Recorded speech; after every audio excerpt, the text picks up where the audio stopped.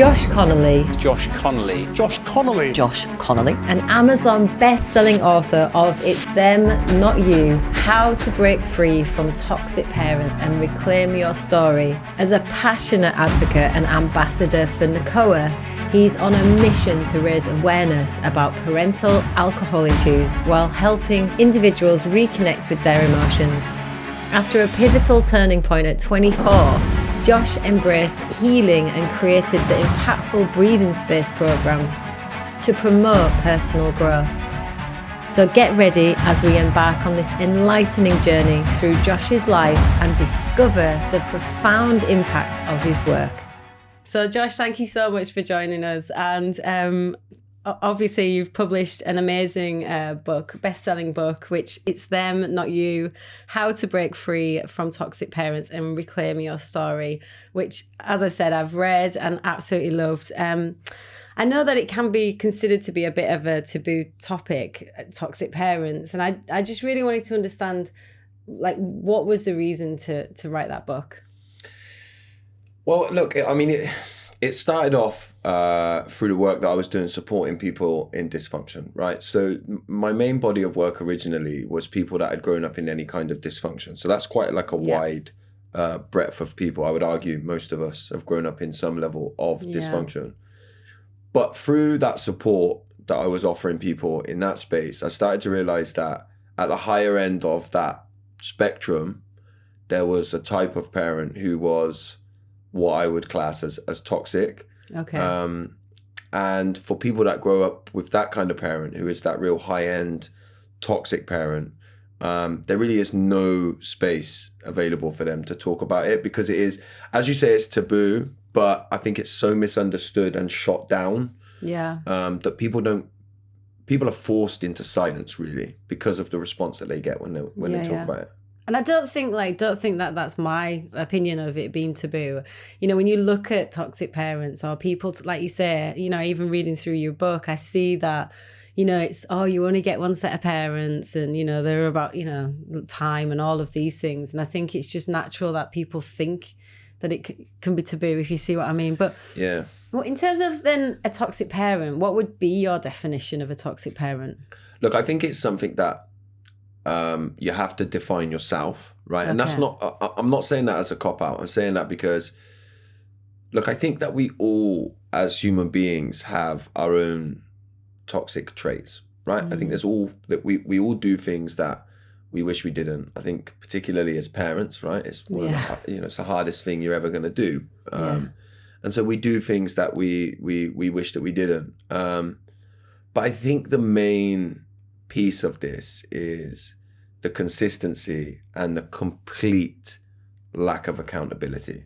And I think that's the real kicker that we're talking about here, is parents that will never ever accept even a shoestring of accountability for who they are and the way that they show up. That's the main bit.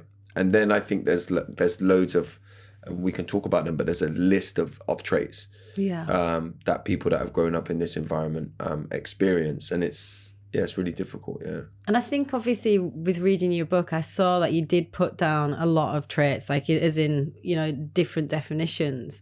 And so if you are reading your book, is it that, like you say, there's like, you make your own kind of way with this? So it's more that you'll give all of these definitions, and then it could be that it's like a little bit of one or like a bigger bit of another trait, if you see what I mean? Yeah, I think everybody like will be able to pick or point to these traits in their parents, right? Some of these traits in their parents, right?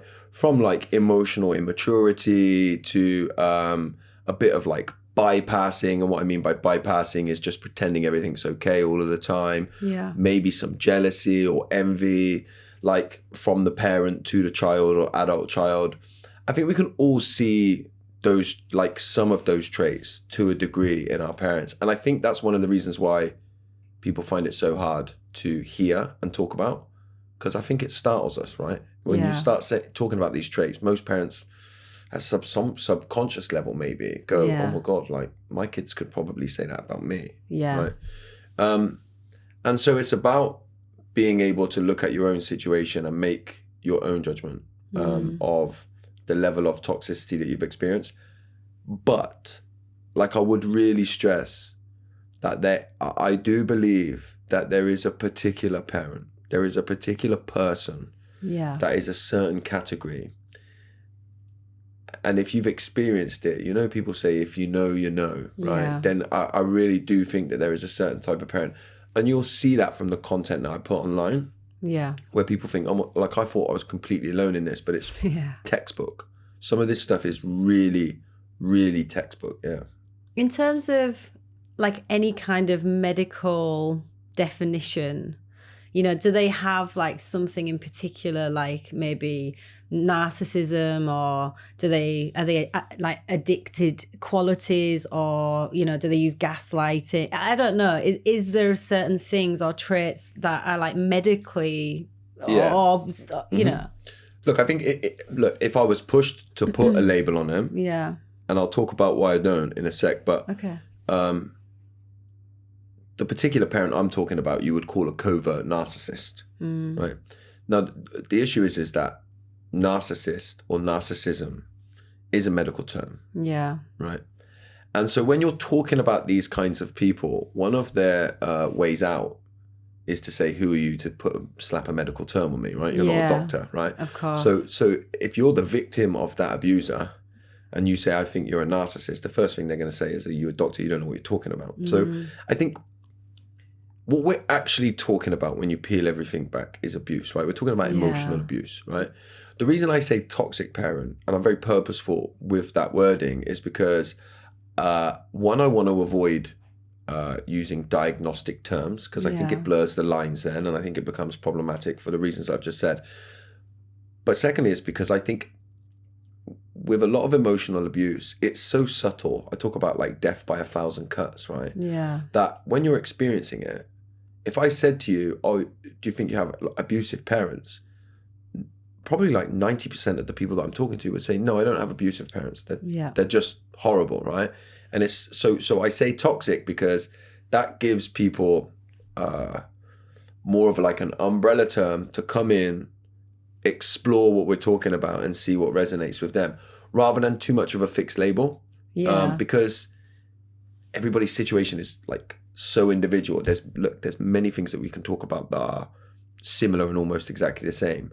And it's not for me to define who anybody's parent is or what anybody's parent is. And so a lot of the work that I do is about saying, here's a lot of the traits, here's a lot of the experiences that I know of, and give people agency to make their own decisions, And then in terms of the person who's suffered through a toxic parent, do they find that there is issues in their life? Is that how they start to go on that journey? Like, how do they know?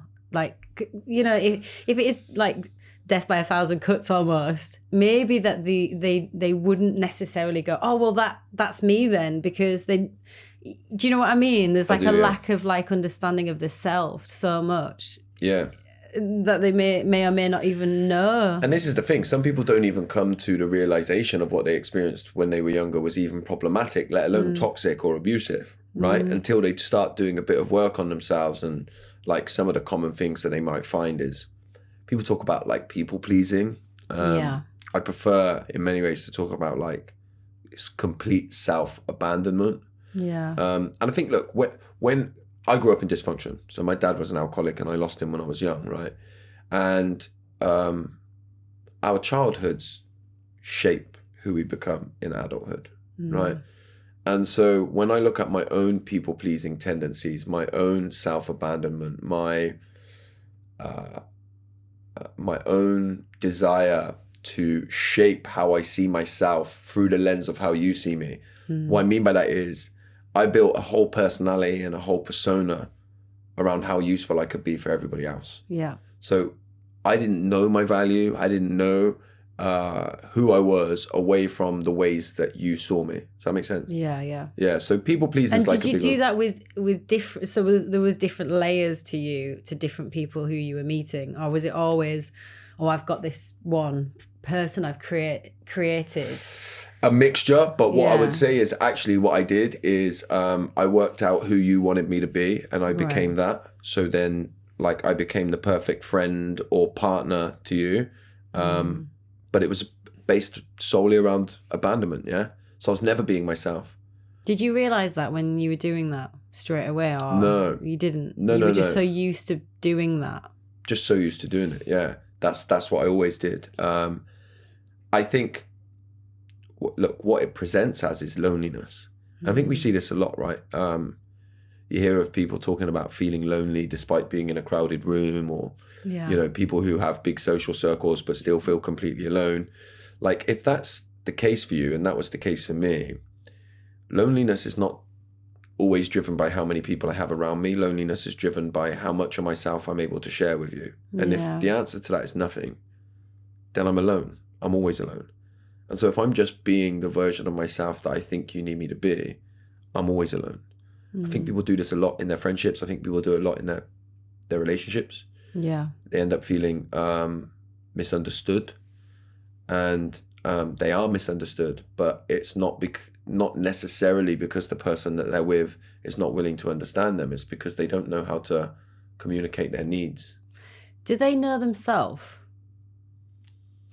What the person who's, you know, like you said, they're forever being somebody for somebody else. But do they themselves know who they really are? Because obviously in the book there's lots of work of, like, obviously, I mean, we'll go into it, but finding yourself, finding your, you know, but how much of an awareness did maybe you have that you were not really you, if you see what I mean? Yeah, I see what you mean, yeah. I think from a young age I always felt very different.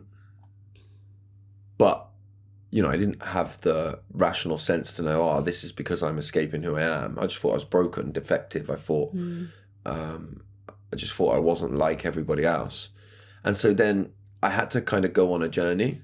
Yeah. I had to go on a journey. But when you say that, I just want to go into that a minute. So when you say you didn't, like you were broken, you didn't feel like everyone else, what did you use as something to look at? Was it just a feeling? It's like, just for the listeners to understand, like, what that means. Like, do you feel like you use a comparison, like you were looking at someone and go, oh, well, they're all whole and I'm just broken? Or was it a feeling of being broken? Yeah, it was like it was a feeling. And it was a belief, which is slightly different, right? Okay. So like a feeling is, I had the feeling of loneliness, right? I had the feeling of, what's the word I'm looking for?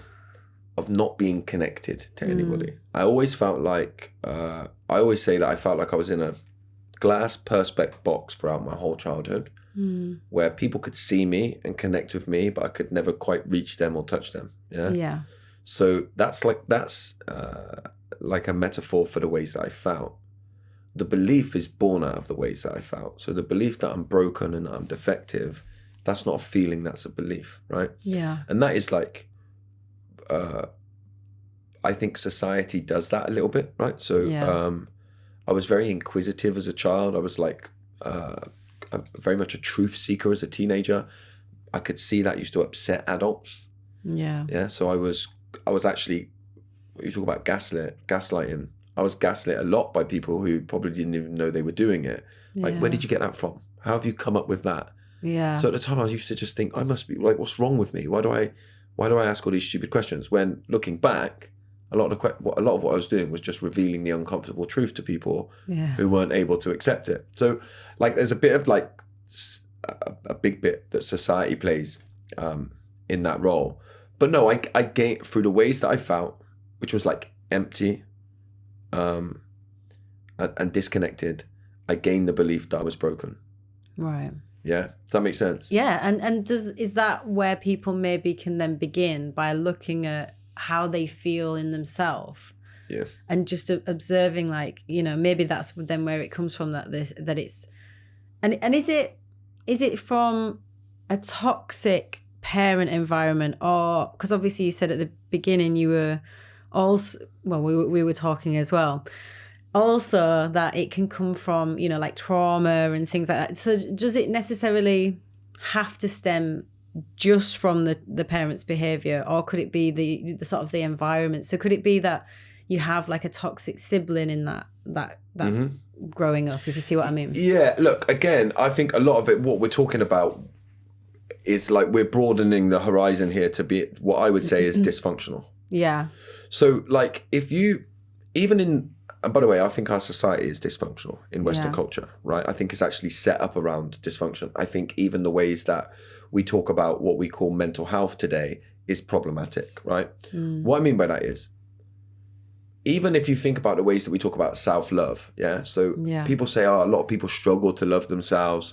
We should teach it in schools and all that kind of stuff, Self-love is not something that you're taught, right? Self-love is not something that you go to a workshop to discover, or it shouldn't be, because your love is innate, right? So what I mean by that is, think of a child, right? When it's born, you're a parent, right? Yeah. When a child is born, you don't think, oh, I hope that you go on to be somebody so that I can love you, right? Yeah. The love is instant. The second they are like conceived, the love is there, right? Yeah. It's not something a magical love. It's not connected to what they do. No. Right? In that instance. So your love is innate. Your value is innate, right?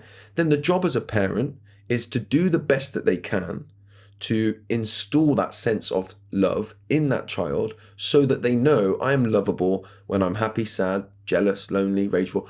I'm lovable, right? That's your job as a parent, but as well as lots of other things, it's to let your child know that no matter what, you are lovable, right? Yeah. When you take that concept, you then start to realize lots of kids don't get that. So in my case, my dad was an alcoholic. So my mum was wrapped up in my dad's drinking. Yeah. So that meant, for those reasons, they weren't present enough to be able to install that sense of love in me when I was a child.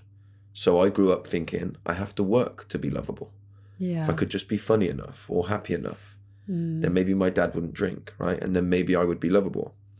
Whereas if I look at, and I've got 6 children, but if I look at my 2 that I've started raising during sobriety, they are the center of the house. We mess up. We get things wrong. Of course we do.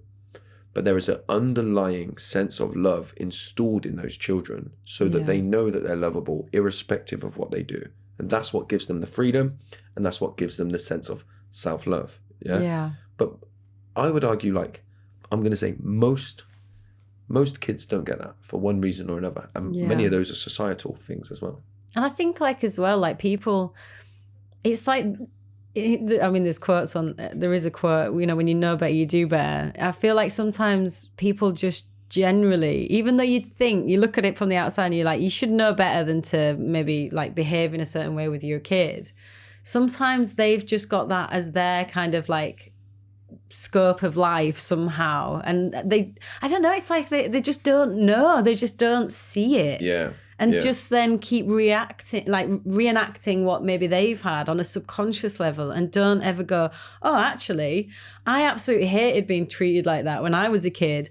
Well, maybe I shouldn't treat my own kid like it. But somehow subconsciously often, I don't know, I'm saying subconsciously to try to, you know, maybe bring everyone into that.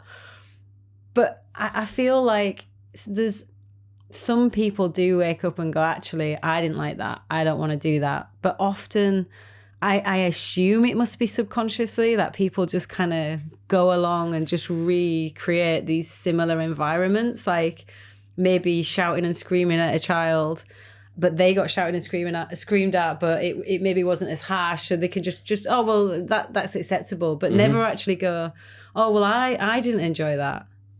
So this is where I would separate the toxic parent from the average dysfunctional parent. And if I put us all, as in we all sit somewhere in a varying degree of dysfunction as a parent. Of a continuum, So when you talk about the subconscious,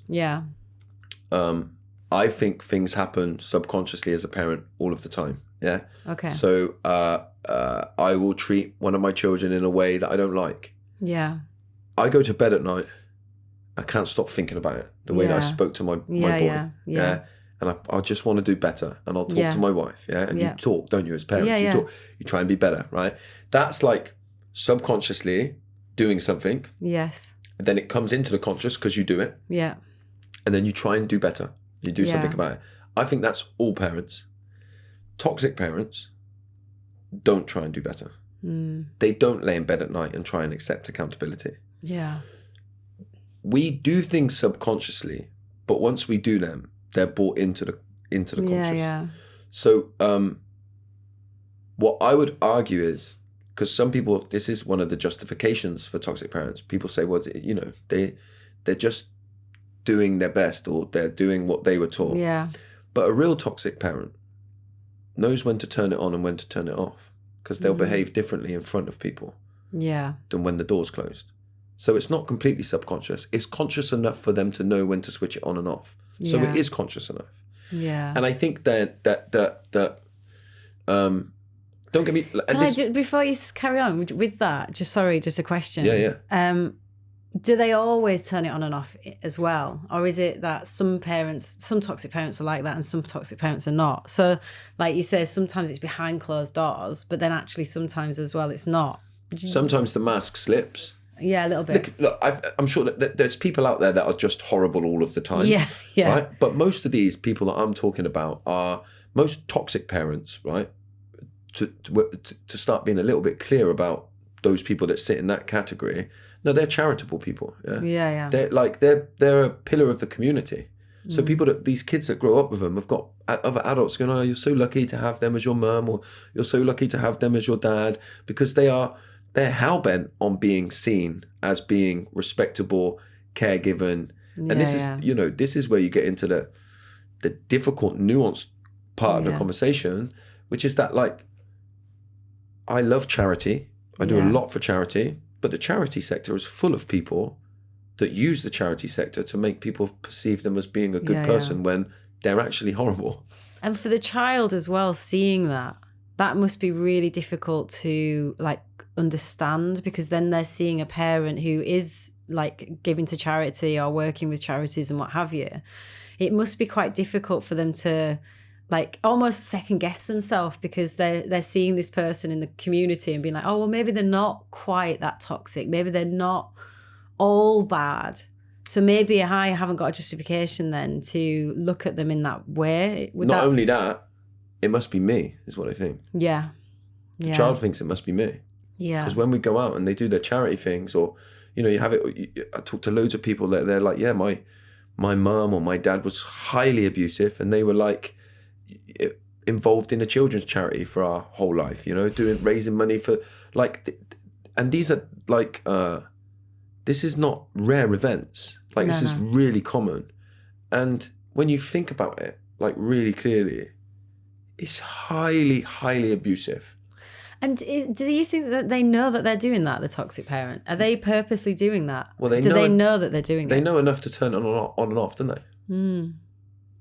They know enough to turn it on. Look, I think it's too simplistic to say that they're just really deviant and very purposely doing it. In some cases. Yeah. Listen, I think there are cases when, yes, they do know that they're doing it. Like, we really, like, we don't want to believe that. Even as I'm saying it to you, I can feel myself wanting to go, I don't want to believe that's true. Right? I don't want to believe that. But it is true. It is true. Like, they know very well enough when to turn it on and when to turn it off. And if they're really toxic, horrible people, all they care about is a supply to keep them at the center of their world and their universe. Because like a covert toxic person keeps themselves at the center of the universe by making sure that they are always the victim. They will tell their children from a young age that they were a mistake. They will tell their children from a young age that they wish they never had them, how hard it was to raise them, how horrible they were after everything I've done for you and all of that kind of stuff. Yeah. And I get a lot of stick from people online, right? Yeah. I understand to a degree where it comes from, because to like when we talk about it in cold light of day, I even feel myself wanting to reel it in and go, they can't be that bad. But they are. That's the truth, they are. Yeah. Yeah. Today's episode was supported by the Queen's Hotel, a place I highly recommend to eat, drink and recharge, relax in comfort and design, build business and networks, to celebrate in style. The Queen's, time well spent.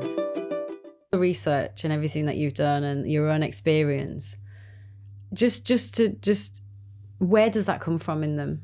Is that through their family? Is it where does it where does this come from, do you think? Because obviously, like, understanding that, I feel sometimes if you can kind of try to understand, probably trying to fix these people, but it's like, where does it begin, this?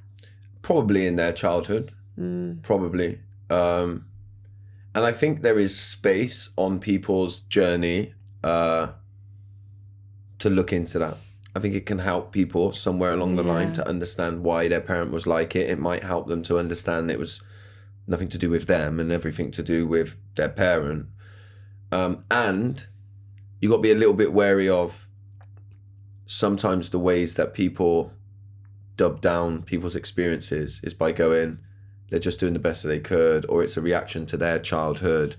When the reality is like everybody's wrongdoing in life probably can be traced back to something. But that doesn't make it okay or justifiable or right, you know? Like, no, I understand that. Yeah, I think that like that's an important thing, because it can sometimes be thrown about as like a reason to almost let them off the hook. Yeah, you still have to be accountable for your actions. But to the question, probably their childhood. I mean, there's literature on like whether people are born bad or not, and you know, you've got like epigenetics and stuff like that. But yeah, I think in the whole, it's probably a response to something that happened in their childhood. Yeah. I feel like it's wanting to work it out somewhere, you know, to just stop it more than anything, to stop these things happening and help guide people who are, you know, like, you know, someone even listening, if they are a toxic parent, like, what do they do? Like, what do they do now? Like, if they've been that person and their kids are grown up even, what do they do then? I would argue, if they're listening to this and thinking I need to change, they're not the type of parent I'm talking about. Right, okay. Right? Like... it's very much like a narcissist then, that, because really, you know, with narcissism, obviously there's two types. There's like a personality disorder and there's an actual narcissist. It's like a narcissist generally won't be diagnosed because they're never going to believe that they're a narcissist. So they're never going to go in and go, oh, there's something wrong with me. It's awful, really, to like look at it like that, a person can be like that. But I do think how does it change then? To look for a fix or a solution, right? And this is you raise a good point. One of the things that's leveled at me a lot online is that I'm breaking families up, right? And you know, my comeback to that is actually the way that you stop this, the way that you keep families together is by supporting people that are growing up with this, by giving people the right and the chance to go on a healing journey, so that the buck stops, so that they break the cycle. Yeah. So that's what's really important. Like, also with that, to come back to your original question, because I just want to highlight it, because I do think it's important too. You might be highly dysfunctional listening to this and thinking, oh my God, like I'm repeating the cycle. The greatest gift you can give your children, if that's the case, is to work on yourself. Yeah. Here's what I believe to be true, right? In terms of like where our own toxicity shows up with our children. Do this exercise in your head, and this is for the listeners to do as well while they're watching, and you can do it, right? But probably in your head. Of your children, you can either think about the one that irks you more, or you seem to have a bit more of a strained relationship with more, or if you don't have one particular child like that, think of the traits in your children that annoy you the most. And I almost guarantee you that those traits are the things that annoy you about yourself the most. So what I mean by that's really interesting. Yeah. So and like I look at my own personal experience of this, right? So if I look at one of my children, I've got 6 kids, right? If I look at one of my children that I've had a strained relationship with the most, I got 6, so it's quite easier to pick out. Yeah. Right. That's amazing. 6. Yeah, right. Wow. One of the things that irks me the most about them is when I ask them to do something and they just forget to do it in a second, They're leaving stuff around the house, right? So then when they do, I jump straight to this. You obviously don't care, because I've asked you a million times. I've just asked you 2 minutes ago and you haven't done it, right? And that gets me really angry, because I feel like they don't care about me and they don't care, right? which is interesting because my wife will tell you one of the things that irks her the most about me is my scattered mind and how she asks me to do stuff and I don't do it. And she sometimes says, I just feel like you don't care. And that really upsets me because I'm like, why'd you jump straight to thinking I don't care? Yeah. Clearly I've got a scattered mind. And so the things that irk me about myself the most strained moments I've had with my children, it's always me. It's always me. Yeah. Do you like accept that responsibility in front of them then? You know, like you saying you have a think about it later. You know, like if I ever do anything that I'm not like maybe proud of, or, you know, I feel like can come from a level of trauma, I'll be like, oh, you know, if I get angry, I don't want to be upset and angry like that. And so as soon as I notice, I immediately say, I'm so sorry about this. I've lost myself in that moment. And I try to have a conversation about it with them and make sure that, I mean, I can't not, you know, traumatize them every little bit. You know, you can't walk on eggshells like that. But I feel like I try to be really aware that I think, oh, if that's something I feel is not right, I want to say I'm sorry about that. And even though that, oh, well, do you know what I mean? Like, I guess exactly my upbringing would have been definitely like the parents' right, no matter what. Like, if you've been told off and shouted at, that's acceptable. Yeah. Whereas I'm like, actually, I don't want to shout at them, and I want us to have respect for one another, and then they'll respect me and they'll respect other people, and they got into the world in that way. So it's like I try to set up certain logistics almost in the house, and then I might go against that, and I'm like, oh, why have I gone against that? That's ridiculous. And then we have a conversation. I say, you know, I apologize. I shouldn't have shouted. I've just lost myself, or, you know, it's just automatic. That when we talk about dysfunction, what you're talking about really is functional, right? In a more functional family environment, everybody's allowed their full set of emotions. Yeah. Everyone's allowed to get angry, right? Your children are allowed to get annoyed with you. My children are allowed to flip out at me, and they might flip out at me and I'm having a bad day and I flip out back. Yeah. We all say sorry. Right, Yeah. we revisit, we show that we're human, we're flawed, we make mistakes, we revisit. This is normal. Yeah. If I, you know, some of the things I say to myself is, I'm not allowed to say no to my children unless I can give them a reason why I'm saying no. They deserve a reason. I never say no. That's not true. If I say no and then just because I said so, I need to revisit that later and say, sorry, that was out of order. Let me explain. Right. Yeah. But that's like not normal almost. Do you know, when I think back of like life and just generally like how parenting is, it really is, you know, the parents in charge and the kids are lower than them. They don't know anything. And I feel like in my house, it's always been, or in our house, it's always been, we listen to them. I feel like they're just so full of wisdom, and like they're like almost the most natural way to live and exist. And it's like I feel like I don't want to get involved. I don't want to like ruin that, because that's amazing. Like they're just like naturally not tarnished by certain rules and ways to be. Do you know what I mean? I know exactly what you mean. So no, you're not. I know exactly what you mean. The book, my book is to take people on a journey to come back to their inner child, because that's where the truth is. That's what you're touching on. Children are young, like full of curiosity and wonder. Yeah. We say life hasn't got hold of them.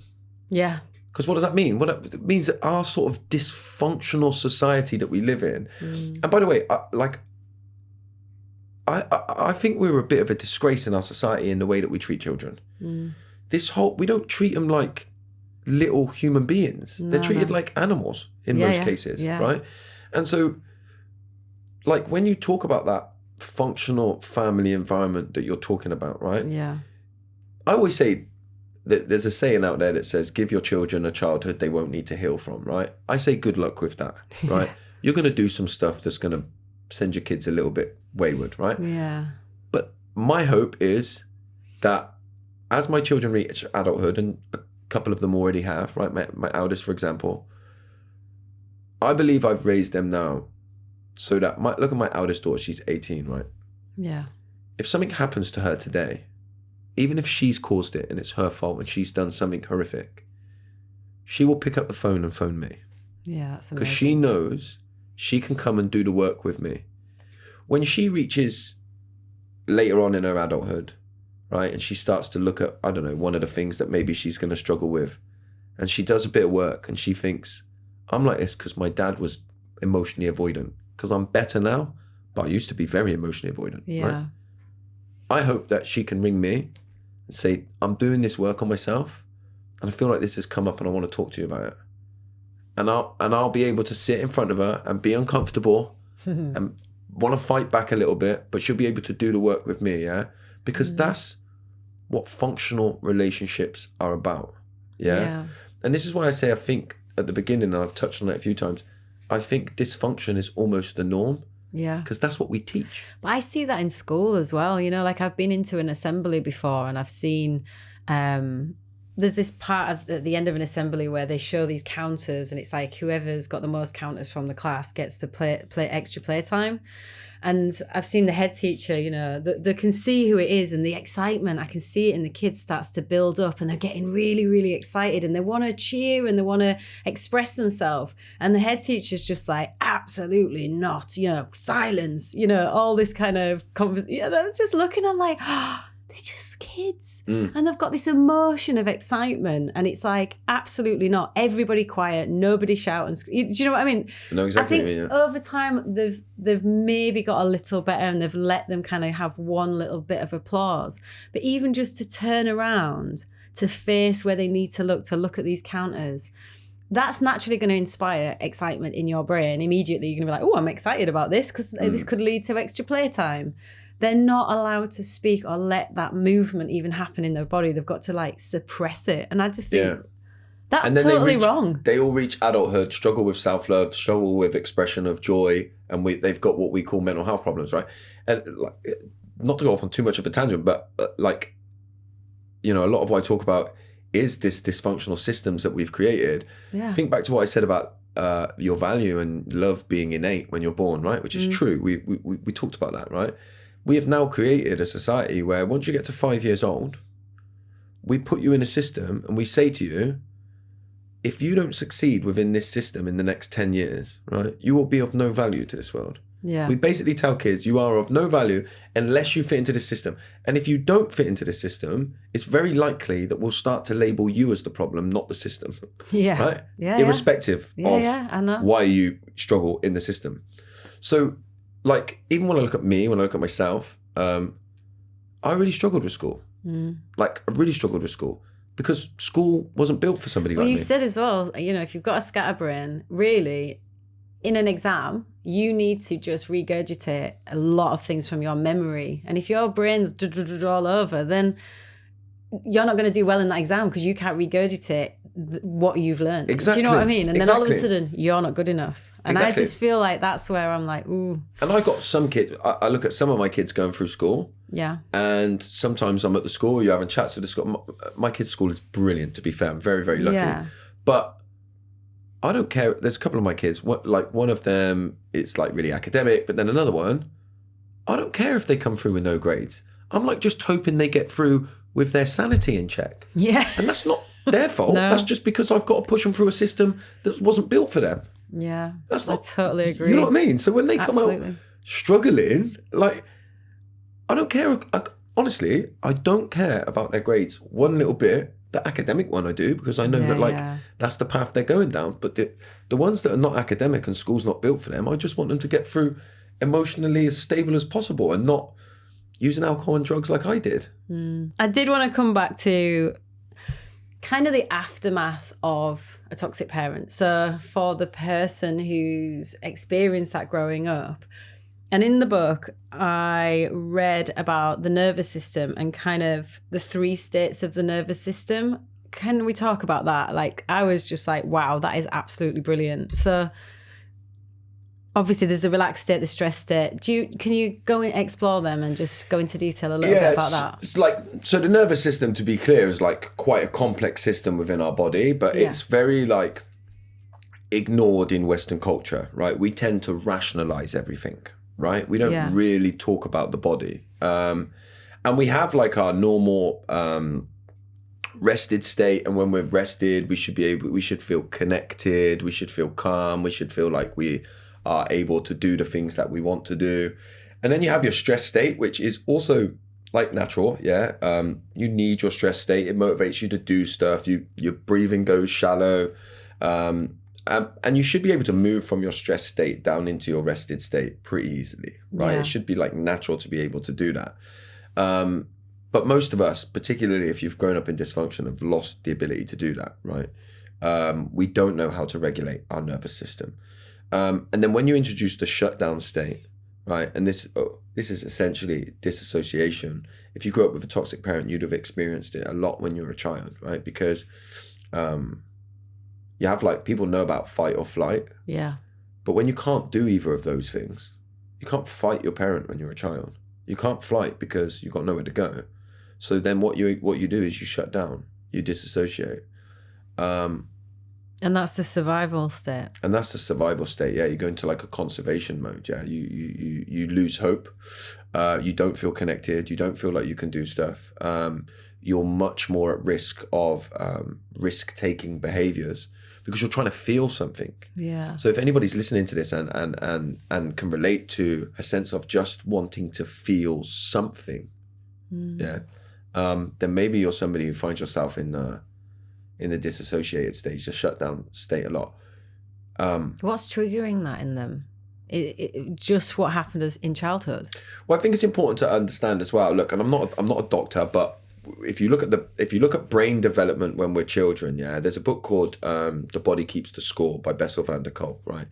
And we sort of have this belief that children might be too young to remember something. But that doesn't make sense, right? Children can be too young to recall things from their childhood, but the body remembers everything. The brain, when you're born, is not like a hand in that it starts off small and just gets bigger. Your brain is not formed when you're born, and your brain is still forming all of the time. But for the first 9 years particularly, we now know about neuroplasticity. So after the age of 25, you can still have an impact and change like the way that your brain is forming. But when you're a child, it's forming at a rapid rate, and it's forming based on the environment. And so your nervous system's all connected into that. So I think what happens to a lot of people that grow up in toxicity or dysfunction, and I certainly believe this to be true for me, is my body reacts to an experience that I can't recall. So I can talk about what happened till the cows come home. Yeah. And it will never achieve anything because the memory is trapped in my body. Right. So, like a lot of people talk about like anxiety. And they'll say, I feel anxious and I don't know why. Nothing's happened, but I feel anxious. Yeah. This happens to me a lot. My body's picked up on something. Yeah. Right? And so I don't feel safe in my body. Like, Yeah. I used to drink on that.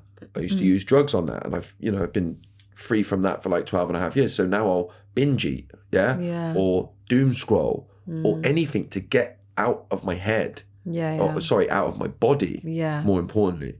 And so... Because they say that then your thoughts try to work out what's going on. And then, I don't know if you've seen this, but I read it in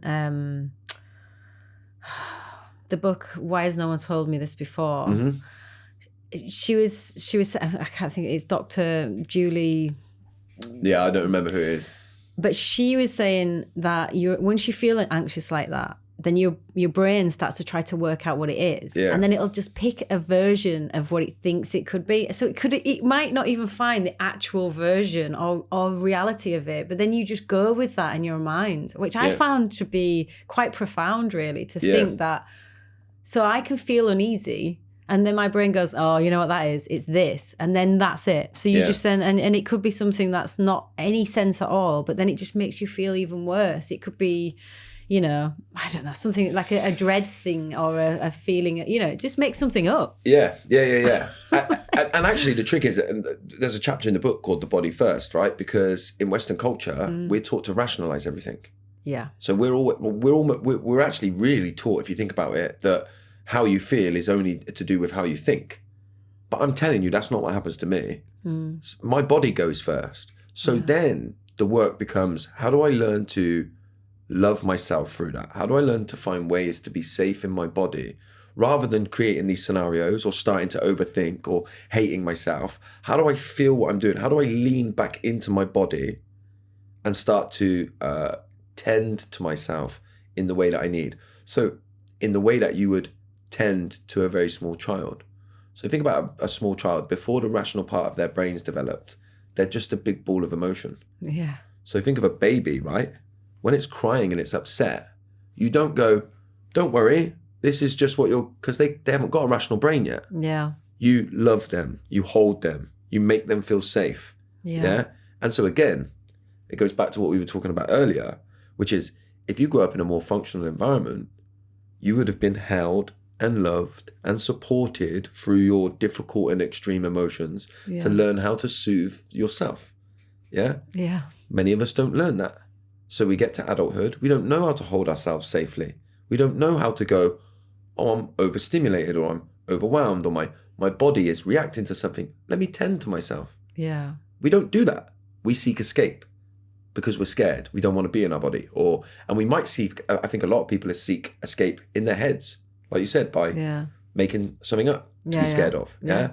Or in other ways that we might seek escape. And so the work becomes, how do I tend to myself? How do I find what works for me? And by the way, it's not talked about a lot, but I think the rise of things like saunaing and ice baths and all of that you see is because that's a way for people to go, oh, let me get back in my body. Let me find a way to be in my body regularly.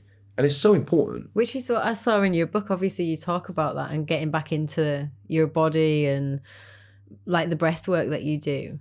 Can you tell us about the breath work? I discovered breathwork like 6 or 7 years ago, and I could talk about every single life experience that I'd ever had, right? Yeah. And yet I still felt this sense of discomfort, like I wasn't reaching everything. Yeah. And I was like thinking maybe I'm missing something, and talking therapies had sort of stopped having an impact. I felt like I would just go in and make the therapist feel like they were doing a good job. You know, I'd work out why they'd ask me the question, answer it well. They would think, wow, we've had loads of breakthroughs. And I would think, it's not even touched the sides. I'm just talking. And then through trying breath work, particularly conscious connected breathing, which when you do a breathing pattern for a certain period of time, and there's QR codes in the book that take you to do this. Yeah. If you do it for a certain period of time, it will shut your brain down entirely and you'll go into your body. And what you find is that your body shakes and you like can have big emotional release. And it allows you to, I think, come back to yourself in the way that you're always meant to when you're a child. When I did breath work like that, I had memories come up. Is that part of it? Because they're in your body. Because the memories are in your body. But is that memory something that's bothering you then? Is it something like, cause I remember doing the breath work and I was like, where's that from? Yeah. Where's that thought come from? I didn't even think of that for like however many years, like literally years and years. And I was like, is that something that's bothering me then? Or is in there that's bothered me? Or I don't know. It's like, being held in there for some reason. Yeah. And I mean, I don't want this to sound too sort of like out there or woo-woo for people, but like any emotion that we don't allow to move through our body and release and process and let go of, it goes down into our body and is stored in there. Right. Yeah. Like, that's what I believe. If you look at like most animals, right, they will, you'll see them regularly shaking and making noises, right? And we think, oh, that's just what animals do. Look at children when they're emotionally overwhelmed. Yeah. They'll shake, throw themselves around, have a cry, Fidget. and make noise. Yeah. Yeah. We try and stop them doing it because we've created this society now where when you get to adulthood, you've got to earn money, go and be respectable and be part of the sort of hyper-capitalism that we exist in now. Yeah. But if you look throughout the times of history, whenever humans come together, they all do the same thing.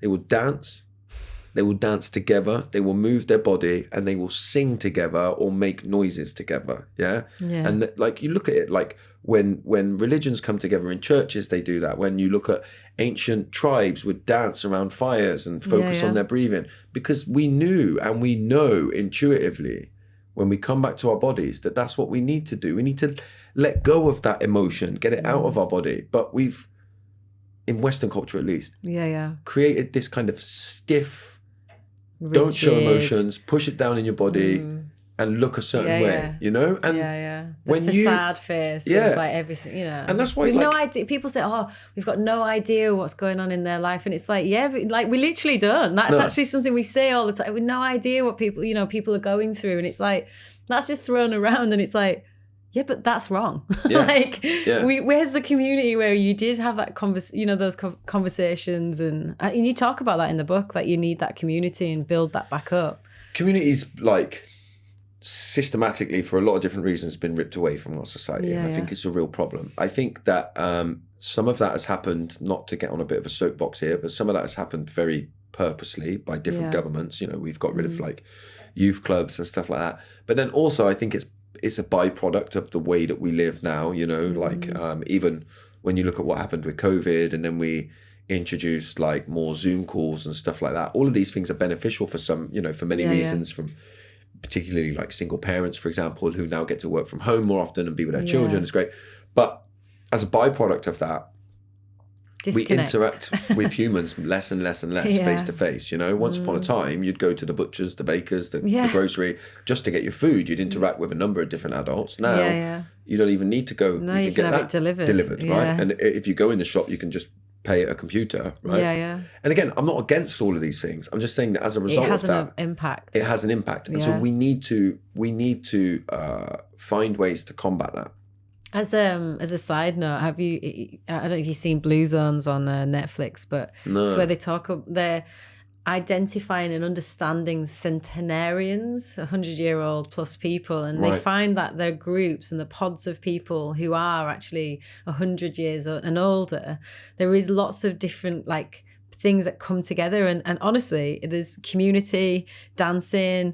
Every week everyone comes and shares, and then they're dealing with their elders and the younger people, and it's all very community driven. But it's just interesting what you were saying there, because I was like, literally all these things like tick boxes within that program. So definitely watch it. You know, we're complex human beings, but what we need is often quite simple, and I think we have lost sight of that. Yeah, I think we've really lost sight of what it is to be a human and what our needs are. I think it's complex as well as life just generally, and like not every rule fits with every little thing. Like, you know, like you say about community, and I get that, but then also what I found really interesting in your book was what you talked about with forgiveness, and I was like, wow, like I'd not see, and I just to say, obviously you talk really about forgiving yourself and going through that journey, and that was, you know, amazing. But also then not always having to forgive, like, say, the parent. And that's like, does that, I've not heard about, like, so I've looked at a lot of things on forgiveness, and obviously you'll say in self-help, you know, it's like forgive, you know, you're carrying it with you and all of that. And I feel like I definitely have had a time in my life where I've not been able to forgive certain things of people. But then when I've read watched or listened to it, when they've said, you know, forgive them to then not carry that burden, that made certain amount of sense. But then when I read yours about, like, you know, obviously not having to forgive, I was like, ooh, like this is totally new. Yeah, it's one almost. of the most like contentious things I say. Yeah, like that seems to upset people. I wasn't upset. I was just like, no. It's just interesting to not have to forgive, like, because I then really considered my forgiveness of what you were saying there, and I was like, okay, so for instance, a certain person who has done a lot of damage to myself, I'd not been able to forgive them in the past, and then recently, even though they've done lots of things, I've been able to go, okay, I forgive you because I know that's who you are. But then I was like, but do I really forgive them? Because you'd written that. I was like, do I really forgive them? Yeah, and it's important. Look, and I was like, it's almost like a different level of forgiveness. So anyway, you talk about. Well, look, when if we're talking about forgiveness, right? People will say forgiveness is nothing to do with them. It's about freeing yourself from the pain that they caused you. That's actually moving on. Forgiveness has a second piece to it, and that is that you're giving the grace to the other person as well to move on with their life. Yeah, and that's what you made me realise. You don't have to do that. No. Yeah. And actually, if you look at historical contexts and historical examples of where forgiveness has been needed, the most obvious one is the war and the Germans, right? When you start to push forgiveness before you look at, like, accountability and restitution, it becomes problematic. You think of all of the people that were affected by the war. Yeah. You can't just go, right, it's finished now, everybody's just going to forgive and we're all going to move on. It doesn't work because that then actually becomes problematic, right? You think of like the way that people were affected by that war. Yeah. They need to see accountability. They need to see some kind of restitution. They deserve that. And it's problematic if you don't give that. And so there's that context, right? Yeah. Which is if somebody's been wholly abusive to you, right? And there is no sign of any kind of restitution, any kind of accountability being taken, it's problematic, I think, emotionally, to keep trying to give that person grace. And let's not forget, if they're still alive, they're still abusing you probably as well. Yeah. And if you forgive them, like with that, saying, if you do not forgive them, then they can't get over. Like, if you do forgive them, you don't have to have a relationship with them. You can just forgive. I don't know. And you, by the way, to be clear, you can forgive them. Yeah. And I think if you find forgiveness, I think it will only ever come as a byproduct of doing other work. Yeah. Right? I think people use forgiveness to bypass. They go, right, rather than actually looking at the truth of this experience, I'm just going to forgive them and move on. That's sweeping it under the carpet, right? Yeah. So you have to first really see your experience in its entirety. Then if you reach forgiveness, I think it's great. I think it's a way. Like, I think it's great when people do find forgiveness. And I don't think you should be pushing it on people as the only way. You shouldn't be telling somebody that's been abused that your only chance to freedom in life is if you forgive the person that's abused you. To me, that's ridiculous. Yeah. Like, don't push that on them. So do you think then, but I suppose it's using a certain term, isn't it, as forgiveness, but are you saying that you can get over it in a different way? Absolutely. Like, you don't want people to hold on to what's happened and be like, I suppose, almost like hateful towards that person. No. You're just saying that you don't have to forgive their actions. You can almost sort of maybe look a different way. Move on. You can say, I that go. see what you did to me. Yeah. I see the full extent of who you are. Yeah. And I'm going to believe you when you continue to show up in the way that you do. I'm going to believe you on who you are. Yeah. So it's even can be a little bit dangerous to tell people in abusive relationships that they need to forgive and forget, right? Yeah. Because, well, then they become a little bit susceptible to abuse again. Yeah. Like, if somebody is abusive to you, I don't want you to forget that. Again, like, think of your own children. Learn from that. Think of your own children, right? If they were in a relationship with somebody and they said, I'm going to just forgive them and move on, I'm going to forgive and forget, you'd be like, well, don't forget, because if they... Yeah. Don't forget. You don't want to forget. Remember it. No, yeah. So actually, you don't want to forget. And you don't have to forgive. The other thing you can do is move on. You can go, do you know what? I see clearly what you've done. Yeah. I don't wish you well in the future. In fact, I nothing you. Yeah. And I'm going to work completely now on my life. And I'm going to work towards making my life as amazing as it can be, away from the impacts that you had on me. Yeah. Now, you might do that by forgiving them. And you might go, I'm going to give you the grace to go on. And that's great too. Yeah. Right? But just don't. It's you this don't have persistent self-help, like, you will not have a chance unless you forgive. That's like, what I don't like. It's phrased in, like, you're carrying around bags. Yeah. And you need to put them down and let them go and all of that. And I suppose it's more complex than that, especially when it comes to abuse. Exactly. It's not the same, is it? Exactly. Like, you don't want...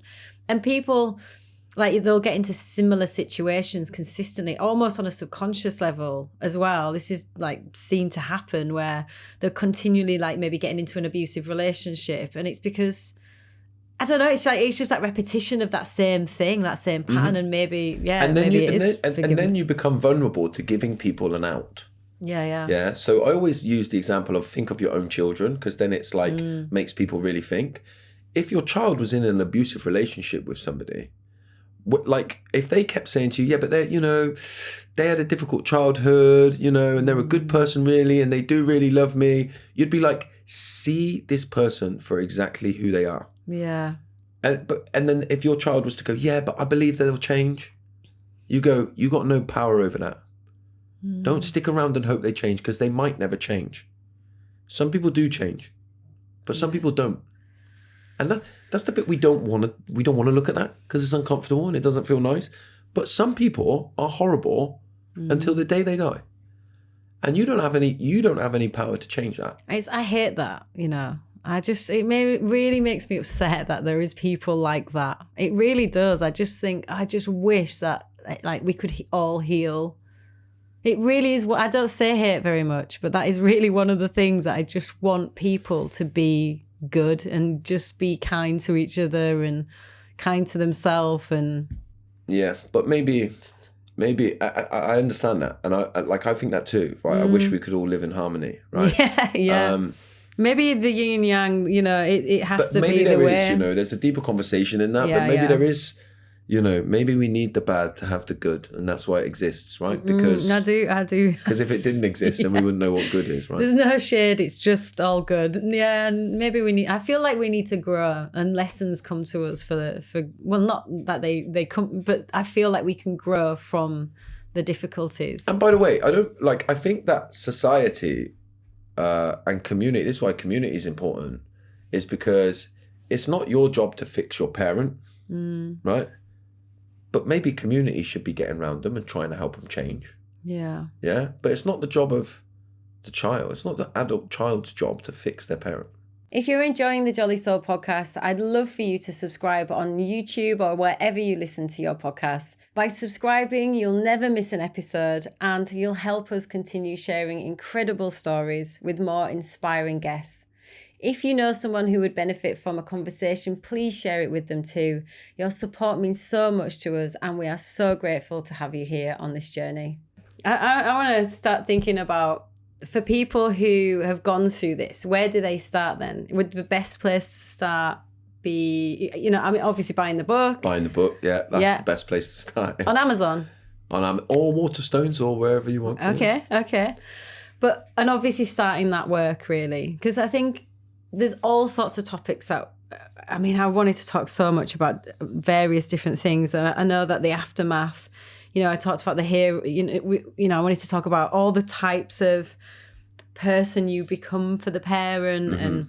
And there's so much, but I think all of that is in the book. And I think, you know, if we say that would be a really great place to begin. If anything that we if anything's resonated today, obviously, you know, you're on social media and they can come and start there, but also reading the book. I genuinely think for anyone who's resonated in any way to pick up a copy and start to go through it, because it's in the stages and the different chapters that I love. That at the end, then there's the breath work, and then there's all the work on sort of, I know I'm just selling your book, but it's true, you know, the inner child work, and there's so much, you know, I mean, we could literally talk for hours on all of this. But as a where to start, you know, so that we're not just pointing into the book, is I always say to people, be gentle with yourself, right? You don't have to go and open the big can of worms and just dive straight in. But if you're starting to get a sense that some of the things that you experienced when you were a child probably weren't wholly normal or wholly right, then start to find different ways to start to look at it, right? And actually, there is 1,000,001 different ways to do things out there. Somatic work, breathwork is a somatic practice. There's hundreds of different somatic practices out there. But I'd encourage you to find some kind of community. Yeah. You know, and that could be the gym, or it could be the coffee shop or the pub or whatever. But find community, get people around you, and almost treat it like an experiment. You know, it's not if you start to go, was my childhood dysfunctional? You don't have to end there with, yep, it was dysfunctional. Yeah. Explore, just be curious, and see what lands with you and see what resonates with you. And look, all our experiences are different, but you're going to find that there'll be some parallels of your experience with other people's. And if you can see that, then you've got an opportunity to work on something. Do you feel like if someone just feels just generally disconnected and just not part of everything, and then they, you know, to start just doing some work, you know, would that be fair to say? Definitely. If you feel lost, if you feel lonely, if you feel disconnected, if you feel like something's missing in your life, start to explore. Yeah. I mean, look, I don't think anybody makes it to adulthood unscathed. No, true. So, you know, you're not going to lose if you do a bit of work on yourself. You're only going to win, yeah. And I feel like it's a real journey for like healing and like mental wellness. For me, I think there's always been like another chapter and I'm like, oh, okay, this is a new thing. Like, Yeah. And it's just, I feel like, I don't know if, how healed are you? You know, like how... It's a journey. Can you get to 100%? No, I don't think so. That's life though, isn't it? That's life's journey. If you look at like... most films are based on that journey, right? Like they're based on like the hero's journey, right? Which is that, and I think that's life. I think if you think you're at the top and you're convinced you're there, you're in for a fall. Because every time I feel like I've had it all sussed out, something else comes up and I think, I thought I was at the top. I'm not even halfway up. But that is how it works, isn't it? But like, you know, there can be fun in that, you know. Like I love doing the work and looking at myself. And actually, when I find a new path now of like a new discovery, it might feel crunchy to start with, but it's also exciting because it means I'm going to break through again. So yeah. And like just like feel, I think it's true. It's like all of a sudden you just get like a little knock from life and you're like, oh, what is this? What's this about? Yeah. And then you start to grow again and heal and And dare to explore, isn't it? Don't stay the same, you know. We've like stigmatized it really. You know, we've called it midlife crisis for a long time when actually like really what people are having there is a midlife breakthrough where they actually go, I'm not being this character that I've created anymore. I'm going to buy the motorbike or I'm going to go and traveling like life should actually be fun. Oh, okay. I need to buy that bike because I want to go and do like the fun things. Why does all my fun end in childhood and then I have to then have this monotonous and life live or within existence? Somebody else's constraints of what they believe is right. Nah. Invest in yourself and come home to yourself. Yeah. I love that. That's brilliant. Okay, so there's so much that I could ask more. I'm sure that at some point we'll get to do that. But I'm just going to finish with my 3 big questions that I always ask. They're just big, you know, life questions that no one really knows the answer to, and just give me an honest in a nutshell what your genuine response is. But whether it's right or wrong, absolutely no one really knows, I suppose, for some of them. So what do you think the key to success is, as in like even just a successful life? It doesn't have to be successes in a career, but just like a genuinely good life. What's the key to success in the key to success is to find presence as much as you can. And don't beat yourself up when it's bloody hard to find.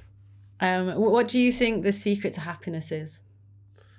That it will never be continuous.